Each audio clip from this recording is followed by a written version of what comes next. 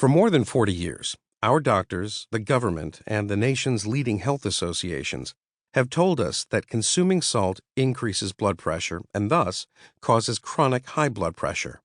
Here's the truth.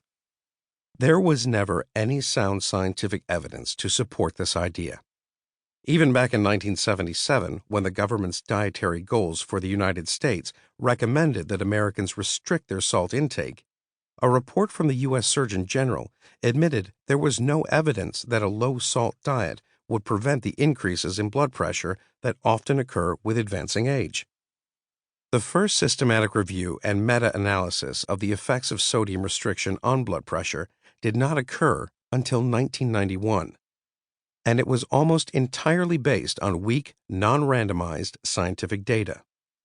But by then, we had already been telling Americans to cut their salt intake for nearly 15 years.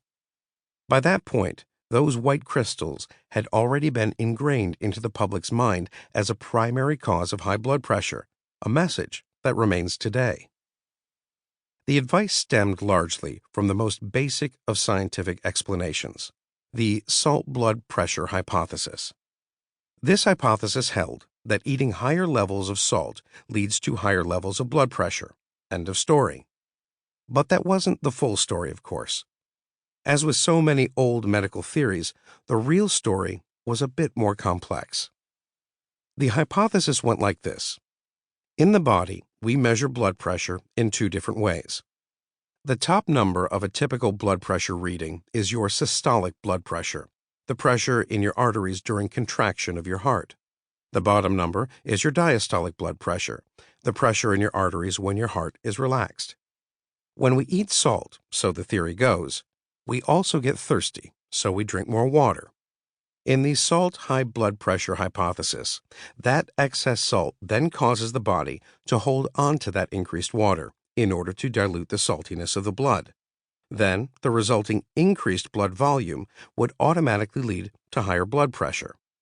That's the theory, anyway. Makes sense, right? All of this did make sense, in theory, and for a while there was some circumstantial evidence supporting this claim. Data was gathered on salt intake and blood pressures in various populations, and correlations were seen in some cases. But even if those correlations were consistent, as we all know, correlation does not equal causation.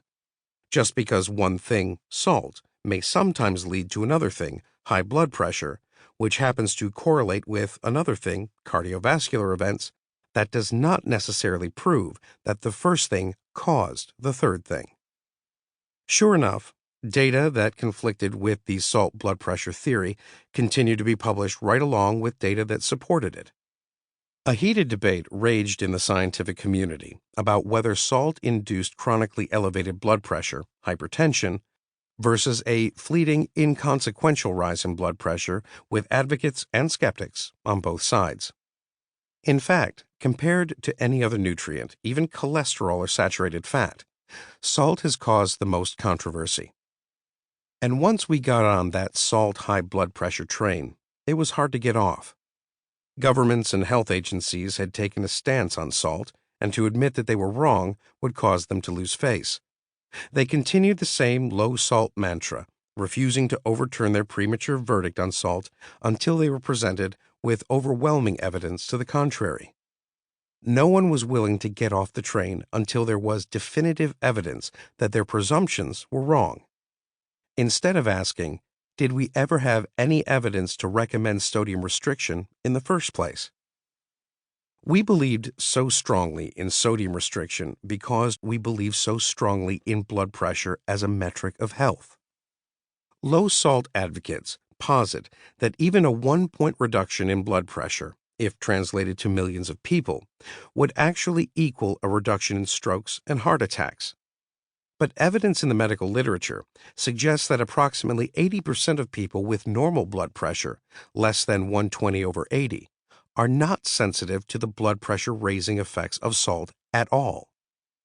Among those with prehypertension, a precursor to high blood pressure, roughly 75% are not sensitive to salt. And even among those with full-blown hypertension, about 55% are